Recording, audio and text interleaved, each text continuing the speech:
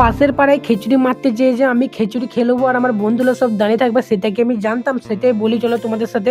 আর এখন আমি ঘর দিকে যাচ্ছি, আর ঘরে যেয়ে দেখতে পাচ্ছ ছোট কেমন নাকে মুখে জল কাঁদছে আবার কি। আর আমি এখন ছানি কাটতে এসেছি, আর আমাকে ঘরে বলছে যা জি আছে সব কেটে কুটে সব গরুকে খাই দে, সেই জন্য আমি কাঁদে করে বয়ে কাটতে যাচ্ছি দেখতে পাচ্ছ। আর এখন আমাকে ছানি কাটতে হবে, আজকের দিনটা খুব খারাপ দেখতে পাচ্ছ আমার। আর এখন আমি ছানি এখন কুড়োতে লাগছি দেখতে পাচ্ছ, আমার সব কাটা হয়ে গেছে। তো গ্যাস একটু মিস্টেক হয়ে গেল, তো মিস্টেক হয়ে গেছে, যাই হয়েছে।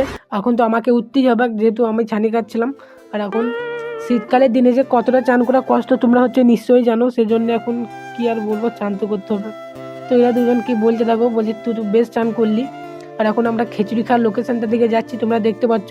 আর আমার পেছনে আমার দাদা রয়েছে, চলো এখন যাই।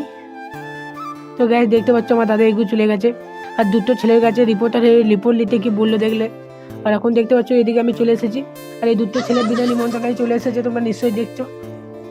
তো গ্যাস এদিকে খিচুড়ি স্টক দেখো, আর এরা সব খাওয়ার জন্য সব দাঁড়িয়ে আছে। বাস আবার কি আমি ওদের সাথে চলে গেলাম। তো গ্যাস পাতালে বসে গেছে দেখতে পাচ্ছ, খিচুড়ি দিয়ে চলে গেছে। আর এদিকে দেখছো সব আমরা চালাচ্ছি, আর এরা দুজন বিনা নিমন্ত্রণে এসেছে, সেই জন্য এদিকে দেয় নাই।